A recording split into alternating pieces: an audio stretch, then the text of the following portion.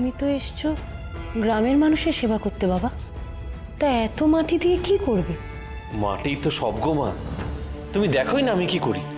মা গো, আমাকে একটু জল এনে দিতে পারো? হ্যাঁ হ্যাঁ, দাঁড়াও।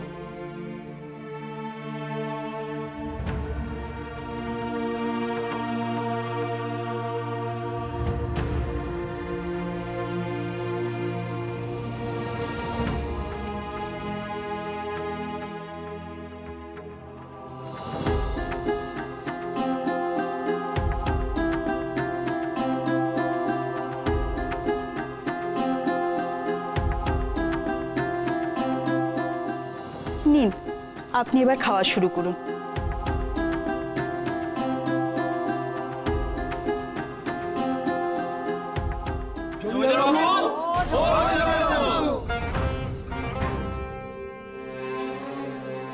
কি ব্যাপার? গায়ের মানুষের গলা স্বর মনে হচ্ছে।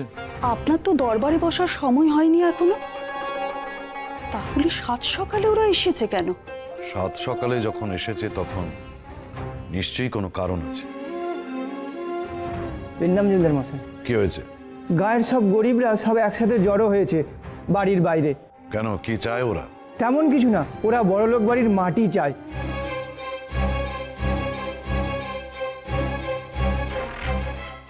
আপনি হলেন এ গায়ের মালিক, তাই ওরা সামান্য মাটি নিতে এসেছে। যদি বলেন তো মাটি দিয়ে বিদায় করে দিই।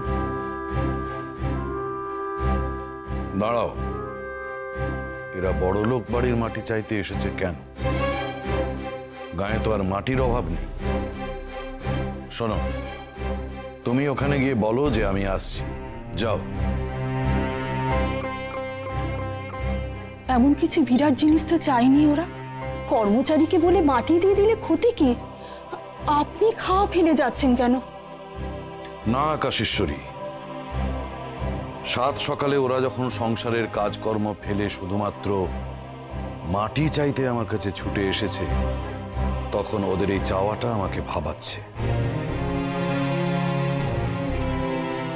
মানে?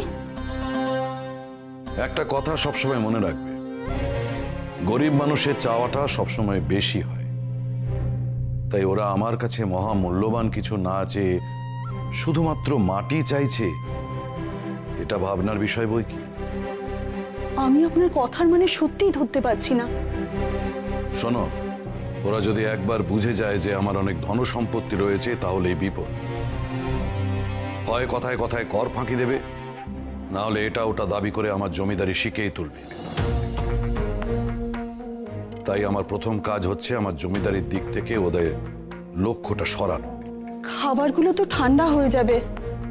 আপনি বৈঠকখানায় ডেকে ওদের যা বোঝানোর বোঝান, আমি খাবার না হয় ওখানে গিয়ে দিয়ে আসি।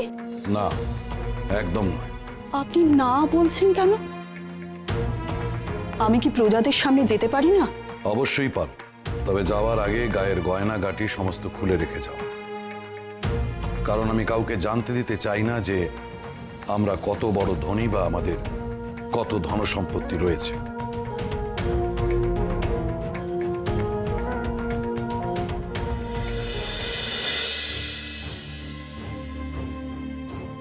এ নাও বাবা। হ্যাঁ মা, এই জলটা এবারে জড় করা মাটির মধ্যে ঢেলে দাও। আচ্ছা।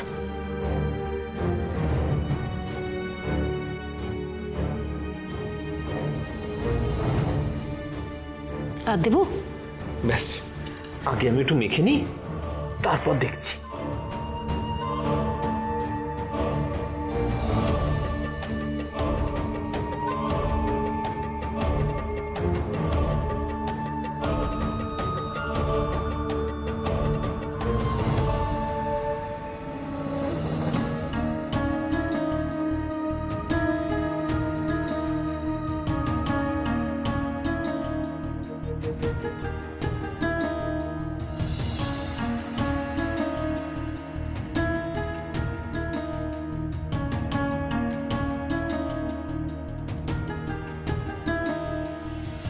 কি ব্যাপার, শুনলাম তোমরা নাকি আজকে আমার বাড়ির মাটি নিতে এসেছো?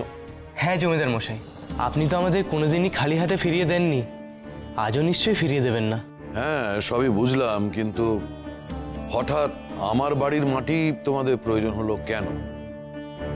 মানে আমি বলছিলাম গায়ে তো আরো অনেক অবস্থাপন্ন মানুষ রয়েছে।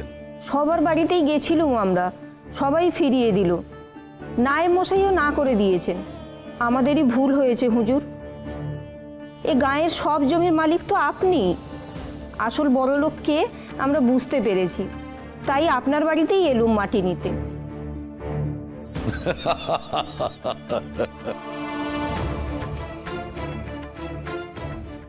বটে, আমি বড় লোক। তা তোমাদের হঠাৎ এইরকম ধারণা কি করে হলো শুনি? আপনি হাসছেন কেন জমিদার মশাই? আপনি তো গায়ের মাথা। এসব ভুল ভাবছো তোমরা। দেখো, আমি নামেই সব জমির মালিক, কিন্তু এই সব জমির চাষ করে কে? গায়ের লোক হুজুর। তাহলেই বলো, চাষের সমস্ত ফসল তো গায়ের লোকেদের কাছেই থাকে। তাহলে মাঝখান থেকে আমি কি করে বড় লোক হলো? না মানে গায়ের লোক তো আপনাকে চাষের জিনিস কিছু কর হিসেবে দেয়। হ্যাঁ, তা দেয় বই কি, তবে তার থেকে তো অর্ধেক সরকার বাহাদুরকেই আমার কর দিতে হয়। তার উপর তো মাঝে মাঝে অতিবৃষ্টি, অনাবৃষ্টি এসব লেগেই আছে, ফসল নষ্ট হয়। আর তার উপর তোমরা তো আর সব সময় ঠিক সময়ে তোমাদের করটা আমাকে দাও না, কিন্তু আমাকে কিন্তু সময় মতো সরকার বাহাদুরকে কর দিতে হয়। তিনি কিন্তু আমাকে ছাড়েন। তারপর যতটুকু পড়ে থাকে সেটুকু দিয়ে তোমাদের ভালো করি আমার সংসার চলে। সুতরাং আমার কাছে আর থাকে কি? যাই হোক, এখন আমাকে কাজে বসতে হবে, তোমরা এসো। জমিদার বাবু তো ভুল কথা কিছু বলেননি, তাই চলো সবাই। মাটি বুঝি আর আমাদের পাওয়া হলো না।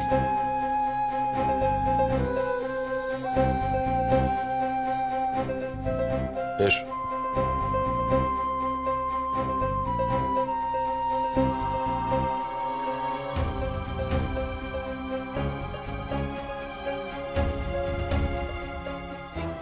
যাক, ওরা তাহলে আমার কথা বিশ্বাস করেছে, কিন্তু মাটি চাওয়ার আসল কারণটা কি, আর কেই বা ওদেরকে এমন কাজ করতে বলছে, সেটাই তো জানা হলো না। সাধু বাবারে এখন কি দিমু আমরা? খেতে পড়তে তো চাননি, সামান্য একটা জিনিস চেয়েছিলেন। বড় লোকের একটু মাটিও ওনাকে এনে দিতে পারলাম না। এরপর কি আর সাধু বাবা আমাদের কথা শুনবেন? গরিব মানুষের কপালটাই পোড়া গো। সে ছাড়ো, এখন কোন মুখখানা নিয়ে ওনার কাছে যাই বলো দেখিনি। উনি নিশ্চয়ই এতক্ষণে এসে পড়েছেন। সেই তো, খালি হাতে কি করে যাই ওনার সামনে? তাহলেও তো যেতে হবে, উনি আমাদের জন্য অপেক্ষা করছেন।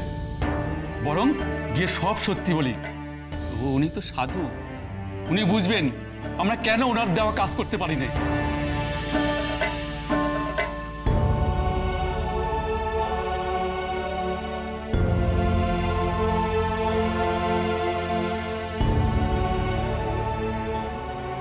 জানো, আজ এই গরিবগুলো আমার বাড়ি গিয়েছিল।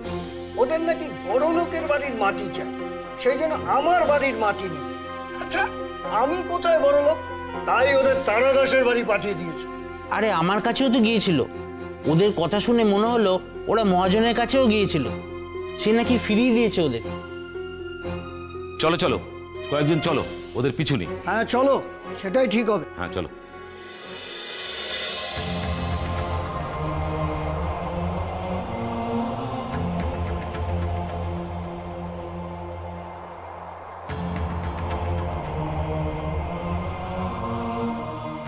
বাবা জল মাটি নিয়ে সব একাকার করছে দেখছি। কি করতে চায় কি বাবা? বাড়ির লোকগুলো তো ফিরলো না। বাবা, বাবা, ওরা ফিরে আসছে বাবা, কিন্তু ওদের চোখে জল দেখলাম। ওরা কাঁদছে কেন বাবা? কেন কাঁদছে জানিস? ওরা আমার জন্য যা আনতে গিয়েছিল পায়নি তো, খালি হাতে ফিরছে। তাই তো কেঁদে মরছে রে। মানে আপনি ওদের কষ্টের কারণ জানেন, তাহলে আমায় শুধু শুধু ছোড়ালেন কেন? না হলে যেখানে দাঁড়িয়ে দাঁড়িয়ে আমার মাথা খেতিস। যা গিয়ে দেখা করে এলো কিনা। ওই তো ওরা এসে গেছে। বাবা, ওদের কিন্তু সবার মুখ শুকনো, ওরা যে বড় কষ্ট পাচ্ছে। বাবা, আপনি যে সামান্য জিনিসটুকু আমাদের কাছে চেয়েছিলেন আমরা সারা গাঁ ঘুরে আনতে পারিনি। আমাদের ক্ষমা করে দেবেন আপনি। কেন আনতে পারলি না তা শুনি। এই গ্রামে বুঝি একজনও বড় লোক নেই? না বাবা, গায়ে যাদের বড় লোক বলে জানতাম তারা তো কেউ স্বীকার করলেন, বলে কিনা ওদেরও কষ্ট করে দিন চলে। এমনকি জমিদার মশাই আমাদের ফিরিয়ে দিলেন। তিনিও কইলেন তিনার নাকি তেমন পয়সা করি নেই। সারা গা ওনারা যা ফসলের ভাগ দেয় তা নাকি সরকার বাহাদুরকে কর দিতেই চলে যায়। তিনিও নাকি গরিব।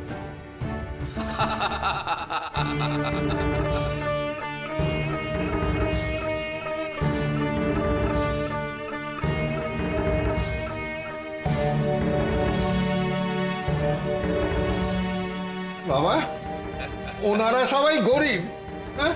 তাহলে এরা কি? এটাই তো কথা রে। তো বলি, তোরা ওদের কথা শুনে চলে এলি? তোরা যে সব সময় বলিস তোরা গরিব, তোরা নিচু তলার মানুষ, কার সঙ্গে তুলনা করে বলিস এসব কথা? এই গায়ে তো বড় লোক আছে নিশ্চয়ই, তা একটাও কি বড় লোক পেলি না যার বাড়ির মাটি নিয়ে সামনে দেখাতে পারিস?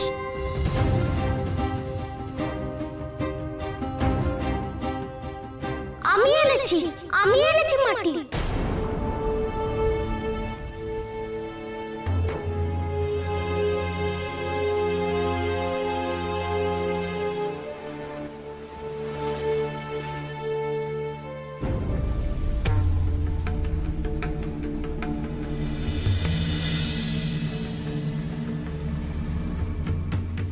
তুই এনেছিস মাটি? বটে, তো দেখা দেখি।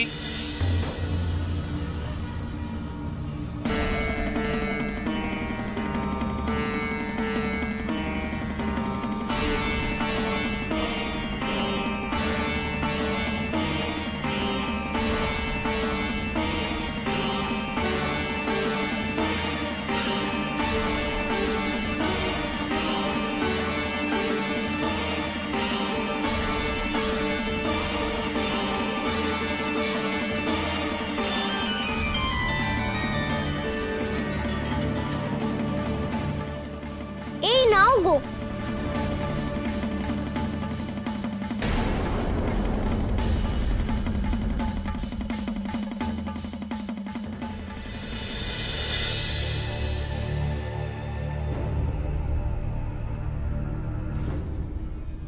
এই মাটি কোত্থেকে আনলি তুই? এই গায়ে যে সব থেকে বড় লোক তার বাড়ি থেকে গো।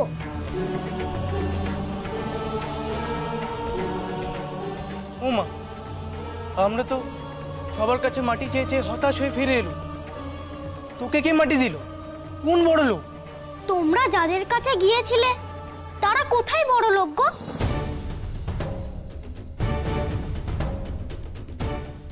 বড় লোক বলে যারা আমাদের দেমাগ দেখায়, নিচু জাতের লোকেদের দুধ ছাই করে। সবাইকে তো দেখলুম, আমাদের থেকেও গরিব গো।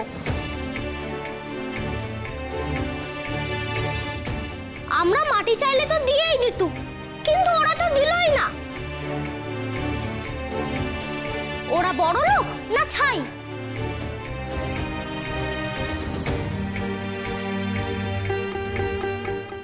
আসল বড় লোক এ গায়ে একজনই আছে, তিনি যে যা চায় দিয়ে দেন।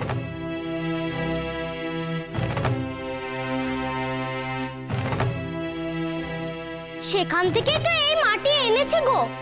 তিনি তো সব থেকে বড় লোক। কে কে বল, বল কে তিনি, বল। তুমি তাকে চেনো না? তার বাড়িতে তো তুমিও গেছো।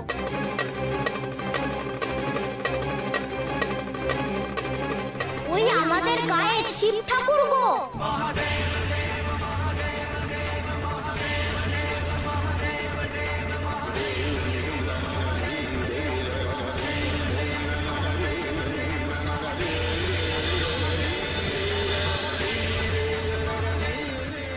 আমার বাবা বলেছিল তুমি নাকি বলেছো এই গায়ে আসল জমিদার হলো ওই শিব ঠাকুর।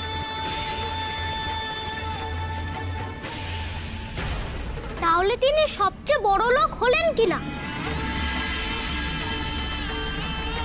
তার মাটি তো সর্বত্র, তাই আমি শিবের মন্দিরের সামনের মাটি নিয়ে এসেছি গো।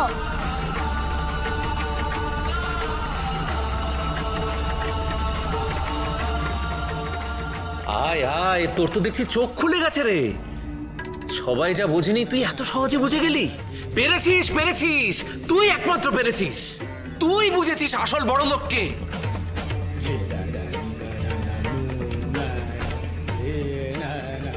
তোর মতো সবাই চোখ খুলে গেলে কেউ আর নিজেকে বড় লোক বলে বড়াই করতো না, আর বাকিদের নিচু বলে ছোটও করতো না রে। মহেশ্বরের থেকে কেউ কি বড় হয় রে?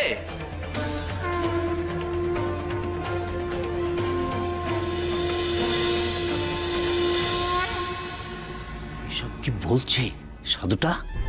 আসল বড় লোক মানে? দাঁড়াও দাঁড়াও, শুনতে দাও। তোরা আমার কথা শুনে সারা গায়ের বড় লোকের বাড়ি খুঁজলি, আর এইটুকু একটা ছেলে সে আসল কথা বুঝে গেল। যা তোরা পারলি না তা ও পারলো। এখন আমার কথার মানে বুঝতে পারলি না তো? শোন, তোরা তো নিজেদের হীন বলে ভাবিস, নিচু বলে ভাবিস নিজেদের। সারা গা ঘুরে বুঝতে পারলি তো আসলে কেউ কিন্তু বড় লোক নয়। এক মুঠো মাটি দিতেও কারোর মন সরে না। অর্থ, প্রতিপত্তি, যশ কাউকে বড় করতে পারে না রে। আসল বড় হলো মানুষের মন।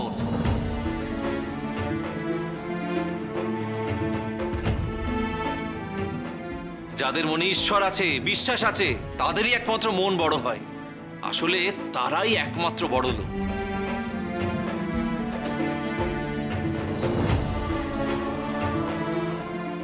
কথাটা কিন্তু আপনি ভুল বলেননি। সত্যি জমিদার বাবু আমাদের এক মুঠো মাটি দিলেন না, অথচ ওনার বাড়িতে কত দাসদাসী কর্মচারী। ওনারা কি আর বড় লোক নন? মন নেই গো, এই গায়ে কারুর বড় মন নেই। মাটি দিতেও মন ওঠে না। ওরা তোদের বিশ্বাস করে, তাই তো বলছি বারবার করে, নিজেদের ছোট ভাবিস না। তোদের মনে বিশ্বাস আছে, ভক্তি আছে, তার মানে তোরা ওদের থেকেও বড় লোক।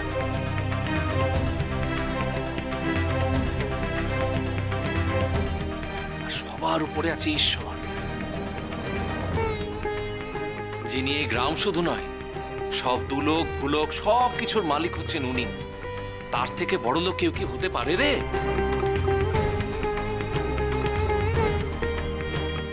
তার কাছে কেউ বড় হতে পারে না, কেউ না।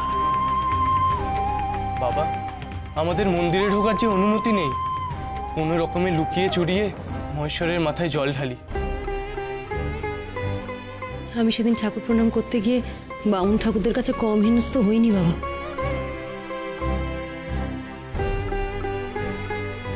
ছোট ঘরের মেয়ে বলে সব সময় ওনাদের হাতে হেনস্থা হতে হয়।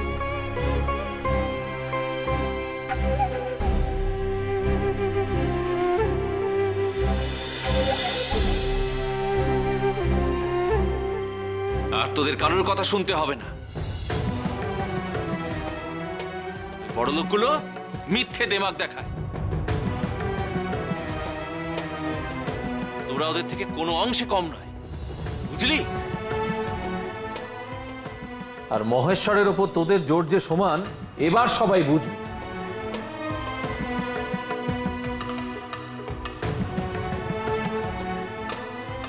শুনলে বেটা সাধুর কথা? ওই গরিবগুলো নাকি আমাদের চেয়ে বড় লোক। কিভাবে আমাদের বিরুদ্ধে ওদের উস্কাচ্ছে দেখেছ? এরপর তো আমাদের কেউ মানবে না। তাই তো, কিন্তু তাই বলে ওই শিব ঠাকুরের ওপর ওদের জোর ফলানো দেখাচ্ছি মজা।